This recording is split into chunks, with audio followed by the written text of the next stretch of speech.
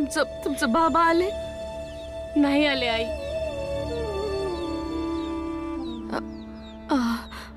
बाबासनी काय सांगणार? आपण इतकी समधी लोक असून एवढी छोटी गोष्ट नाही सांभाळू शकलो. काही सांगायचं त्यासनी. जावई बापू कुठे आहेत? जावई बापूंना बोलावणार. कुठे आहेत जावई बापू? अरे जा ना, काय तोंड बघत बसलाय? जावई बापूंना बोलावणार. त्यासनी सांगा मुलींच्या घरला जा, त्यांचे पाय धरा आणि सांगा मंजुळाचं लगीन आहे ना, त्यासनी सांगा परत या. जा जा जा. अरे काय सारखी आई आई करते? गेले ते. कोण गेलं? निघून गेले. कोण? जावई बापू? जावई बापू? जावई बापू गेले. हा मग ठीक आहे ना, मग तू जा ना, जा. अगं जावई बापूंनी सांगितलंय की ते त्यांच्या दात्यामध्ये आहेत ती मुलाकडची लोक. जा जा जा जा ना. अगं जा ना. अगं माझं कोणी ऐकत नाही. शांत हो आई. मुलानं म्हणलंय ना की तू आपल्या मंजुळे संग लगीन करणार म्हणून. तू शांत हो आधी. कवा करणार? हा कवा करणार ताई? तुम्ही सांगा ना. असं कधी होतं का लगीन? असं नाही होत कधी. जा जा जा जा तू जा. त्यांना समजावून ये. जा. अगं ऐकत का नाहीस तू? आत्या बस झालं. ऐक, पोरगा लई चांगला आहे. त्याने समध्या गावकऱ्यांसमोर सांगितलं की तो आपल्या मंजुळाशी लगीन करली म्हणून. हो आई, आता तू बी गाववाल्यांसारखं बोललीस तर कसं होईल? मुलगा बोलतोय ना की तो आपल्या मंजुळे संग लगीन करणार आहे, आणि नाही जरी केलं तरी आपण तिच्यासाठी चांगला मुलगा शोधू. ठीक आहे? पण तोवर मॅच नाही राहिली तर? असं काय बी वंगाळ बोलू नका आहे. खरं तर हे आहे की मंजुळेचं लगीन मोडलं आहे, पण त्यांना आयुष्य संपत नाही ना.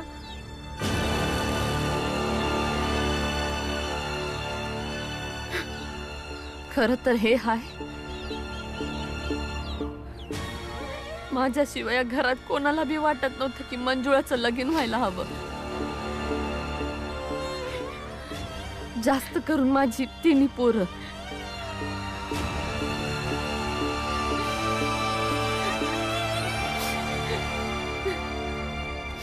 चला. अरे आई, आई चला घरातनं बाहेर निघा. आई, चला निघायचं. चला चालते वा. कोणी बी थांबवणार नाही मला. चालते वा घरातनं. जर आईचं म्हणणं ऐकणार नसेल तर या घरात तुम्हाला जागा नाही आहे. भिवा आला तर त्याला सुद्धा घरात पाऊल टाकू देणार नाही. सांगा तुमच्या भीमाला, जवर त्याची आई मरत नाही ना तवर घरात पाय ठेवायचा नाही. अगं काय बडबड करत राहिली? चल बघू आतमध्ये. नाही हेच बरोबर आहे. जा निघून जा. नाही, आम्ही कुठे नाही जाणार. आम्ही इथंच राहणार. इथंच याच घरला तुमच्या समध्यांसंग. नाही जाणार? हा नाही जाणार तू का? जेव्हा तुझी इच्छा होती तेव्हा समध्यासने सोडून गेला होतास ना. आता नाही जाणार का? कारण तुम्ही जिंकला आहात ना. तर जा जा ना. समध्यानी मजा करा. भीमा येईल ना त्याच्याबरोबर बाजा वाजवा, आनंद साजरा करा, नाचा समध्यानी. जा. आई असं नाही आहे. आई, आमासनी भीमनी म्हणलं होतं जर हे लगीन मोडलं तर तू दुखी होशील, तेव्हा आम्ही दोघं मिळून तुझी काळजी घेऊ.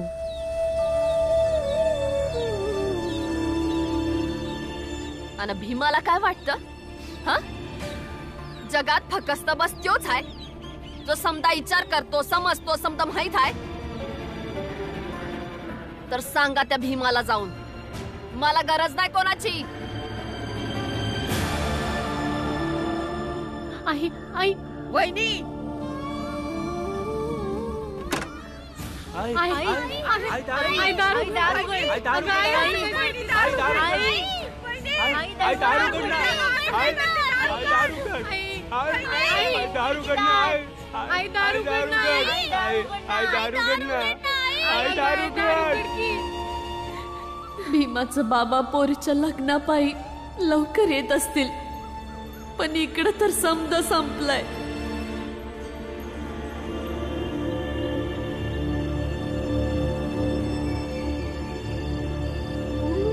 रात झाली, भाऊ अजून बी नाही आला.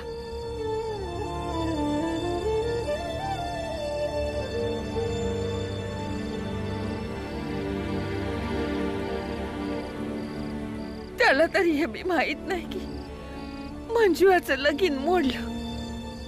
चिंता तर मला बी होती.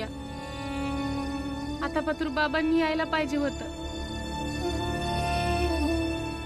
सांगितलं बी होतं त्यांनी मला. तुमचं बाबा पण तुमच्या भावांची साथ देत आहेत, म्हणून तर तुला पाठवलं आणि स्वतः कुठेतरी निघून गेले. तुम्ही माझी साथ सोडून दिली ना.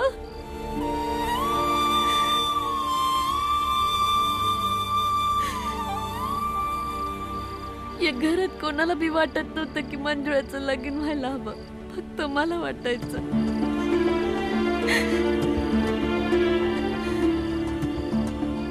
आणि मी हरले म्या. वहिनी दरवाजा उघडत नाहीये. सकाळपासून काही खाल्लं बी नाही, भाऊ बी नाही आणि भीम बी नाही. त्या दोघांमधनं कुणी बी असलं असतं तर वहिनीला सांभाळलं असतं. आता काय करायचं? राहून दे आईला एकटी आत्या. एक आय म्हणून, एक बायको म्हणून, एक बाई म्हणून तिला विचार करू दे. त्या समत्या गोष्टींबद्दल जे आता झालं आहे, विचार करल, समजल तर स्वतःहून बरी होईल ती. आणि तसं बी या घरात सगळ्यात जास्त हिम्मत आणि धीर आई मंदीच तर आहे. बरोबर बोलतीयस तू. चला समध्यांसाठी स्वयंपाक करते. आज स्वयंपाक हितच करावा लागेल.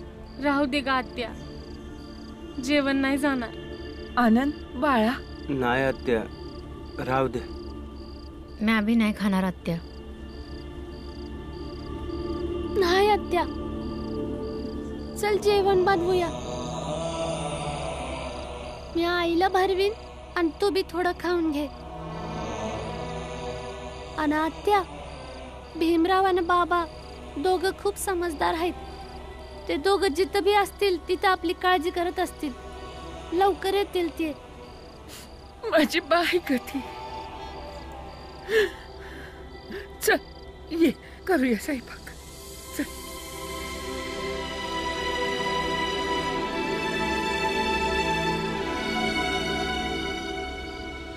भीम समजदार नाही, मूर्ख आहे. मोठ्यांच्या निर्णयाविरुद्ध जाणं मूर्खपणा असतोय. वहिनी, तुमच्यासाठी काहीतरी आणलंय. काय आहे हे भाऊजी? अहो बघा तरी.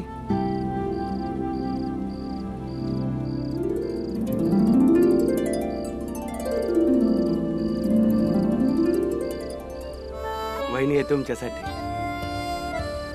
मी माझ्या लग्नापायी काही पैका जमवलं होतं, तर म्हणलं त्या पैकातून अभ्यास सुरू करेन आणि देवासाठी काहीतरी घेईन, ज्यानं माझी मदत केली. म्या कवापासनं देव झाली भाऊजी? वहिनी, तुम्हीच माझा देव आहात आणि आयुष्यभर तुम्हासनीच नमस्कार करणार. लई सुंदर साडी आहे भाऊजी. तुम्हासनी लई सुंदर दिसल. मी जातो. ठीक आहे.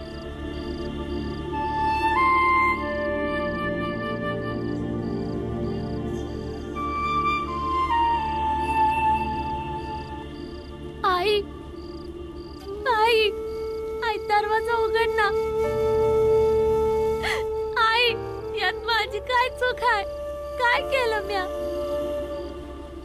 तू लग्नाचं सांगितलंस, म्या तयार झाले. जेव्हा मुलाकडच्यांनी नकार दिला तेव्हा म्या नवरीचं कपडं काढून टाकलं. तर यात माझी काय चूक आहे?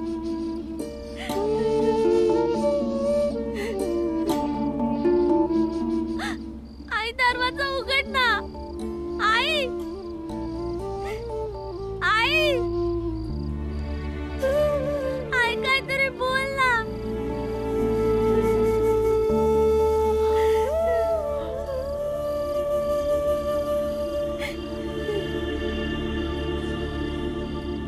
आई दरवाजा उघड ना. जाहीत ना, मला भूक नाही आहे. नाही जाणार. जेव्हा तू मानतेस तर का म्हणून खोटं खोटं समजवतेस? बोलते की आई मुलीचं नातं वेगळं असतं. जेव्हा आई मुलीला समजून घेते तर मुलगी बी आईला समजून घेत असेल ना. आई दरवाजा उघड ना, नाहीतर सांग जे बी तू म्हणाली होतीस ते खोटं आहे. ठीक आहे, नको उघडू. मी अभि हिताच बसून रातभर तुला दरवाजा उघडाया बोलत राहील. कमीत कमी आईचा दरवाजा न उघडणं आणि मुलीचा दरवाजा उघडायचा प्रयत्न याचं नातं बनेल ना.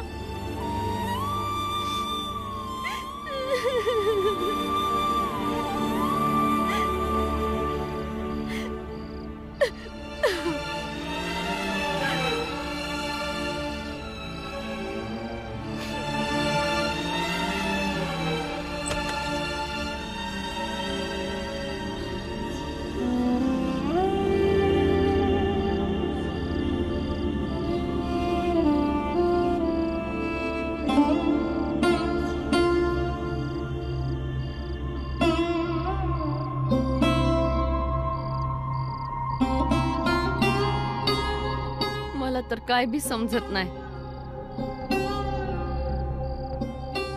ही समधी माझीच माणसं आहेत ना, तर मग झालं काय या लोकांनी? ज्याला जे बरोबर वाटते तो तेच करतोय.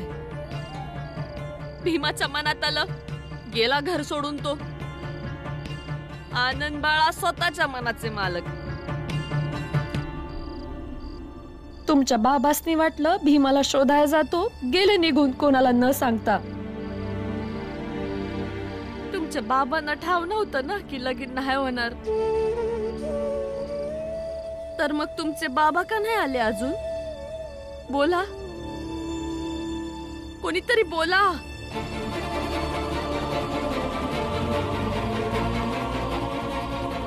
मला ठाव आहे भीमाला शोधाय जाणं फक्त निमित्त आहे. ह्या निमित्तानं ते घराच्या बाहेर राहतील आणि भीमाचं म्हणणं बरोबर आहे ते पटवतील.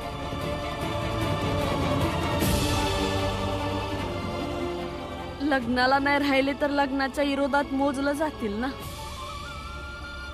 प्रत्येकाला स्वतःचीच पडलेली आहे, स्वतःचाच विचार बरोबर वाटतोय.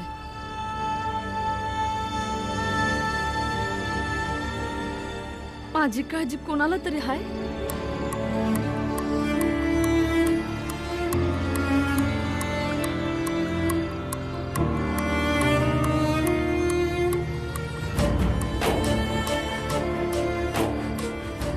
आई, मला तुझी लय काळजी आहे, पण त्याआधी तू थोडं खाऊन घे, त्यानंतर जे बोलायचं असेल ते बोल.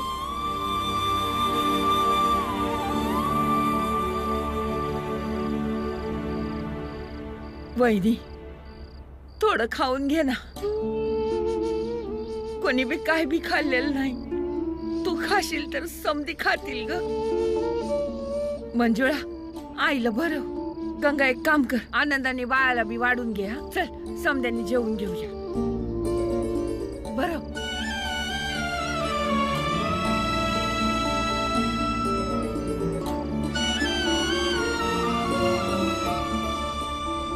बाळदादा, आईनं काहीतरी खाल्लं तरी, नाहीतर तिची तब्येत परत बिघडली असती. वय आनंद, आणि आता आपल्याला बाबा आणि भीमला शोधायच पाहिजे. शोधूया, पण त्या भास्करच्या वहिनीचे पण आभार मानायला पाहिजे. जर त्यांनी आपली मदत केली नसती तर हे लगीन कधीच तुटलं नसतं. तेव्हा जे झालं ते झालं, पण हे लगीन तुटलं ते बरंच झालं. आनंद, जर त्यांच्या घरच्यांनी आपल्याला भेटूच दिलं नाही तर त्यांचा आभार कसं मानणार? बाळदादा, जसं आपण त्यांच्या घरात उडी मारली होती, परत उडी मारूया आणि मानूया आभार. यात कोणती मोठी गोष्ट आहे?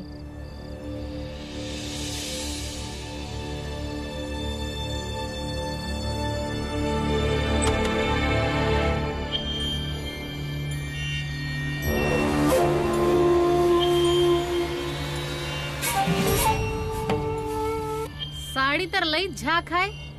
आई, मला ठाव आहे, माझ्यामुळे तुम्हासनी लई त्रास झाला आहे आणि कुटुंबाचं बी लई नुकसान झालं आहे.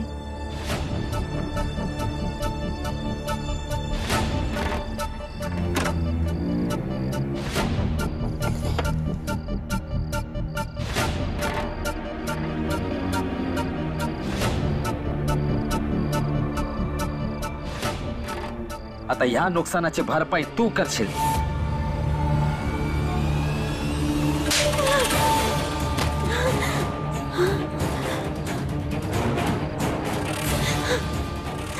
आई, माझ्याकडून चूक झाली, मला माफ करा.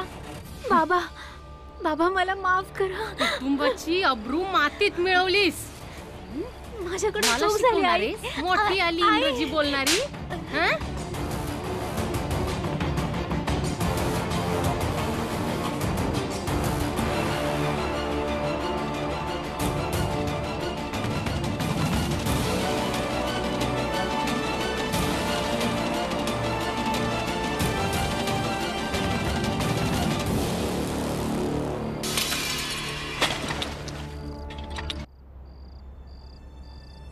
वहिनी आतापर्यंत तयार झाली असेल, बघू तरी एकदा म्या दिलेल्या साडी मंदी कशी दिसत असेल. वहिनी,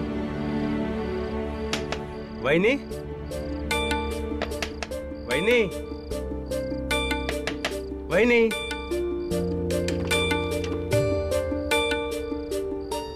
वहिनी, वहिनी,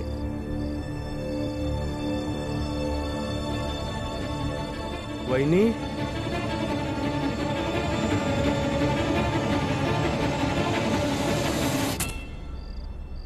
वहिनी,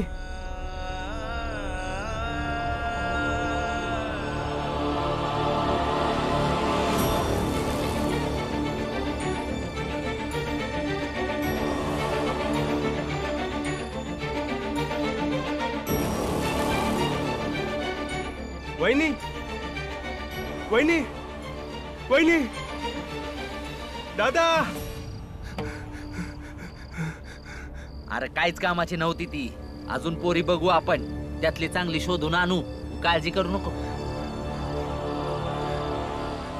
दादा, ती वहिनी, चल ना दादा. दादा ती काय बोलत नाही दादा, तिला वैद्याकडे घेऊन जावं लागल.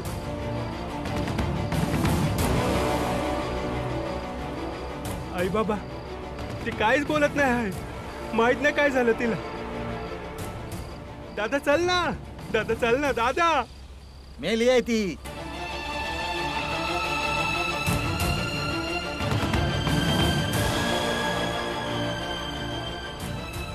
मेली आहे?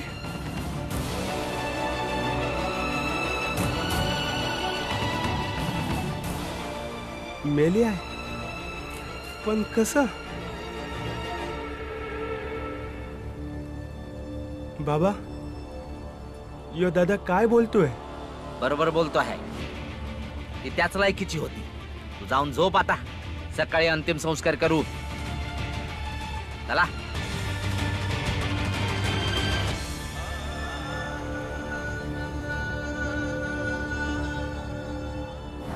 वहिनी, तुम्हीच माझा देव आहात आणि आयुष्यभर तुम्हासनीच नमस्कार करणार.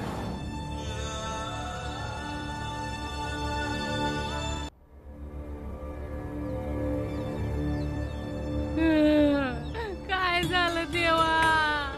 आता झाली चुकी, सुनेकडनं तर झाली. त्यापै जीव द्यायची काय गरज होती? खूप चांगली मुलगी होती, तिला सहनच नाही झालं की तिच्या चुकीमुळं तिच्या परिवाराच्या इज्जतीवर गोष्ट आली. बिचारीचं दम गुदमरत असेल, तहान लागलेली, पाण्याचं मटकं घेतलं आणि पाणी पिऊ बी नाही शकली. मला एकटं सोडून गेली. लय जीव लावायची मला, का निघून गेली? कसं राहू तुझ्याशिवाय? जे झालं ते झालं, काय करू शकतो? हा, हिच्या अंतिम संस्काराची तयारी करा. अरे देवा, आम्ही तुझं काय बिघडवलं होतं, जो यो अन्याय केला आमच्या संग? अरे देवा, हिच्या सोबत मला बी न्यायचं होतंस. काय नशीब आहे माझं. या ना साहेब. साहेब, माझ्या वहिनीला माझ्या आई बाबांनीच मारलंय.